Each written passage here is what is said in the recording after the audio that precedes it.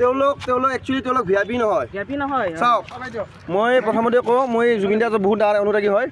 তেখেত চৰকাৰৰ কিছুমান নিয়ম নীতি আছে গম পাইছোঁ চৰকাৰৰ নিয়ম নীতি চৰকাৰে মানি আছে কিন্তু তেওঁলোক ভিআইপি নহয় তেওঁলোকে উচিত শাস্তি পাব লাগে এতিয়া চৰকাৰে যেনেকৈ ন্যায় দিব খুজি আছে আমি চৰকাৰৰ লগতে আছোঁ কিন্তু অতি সোনকালে গৰিমা বৌ সদায় মানে আপিল কৰি আছে যে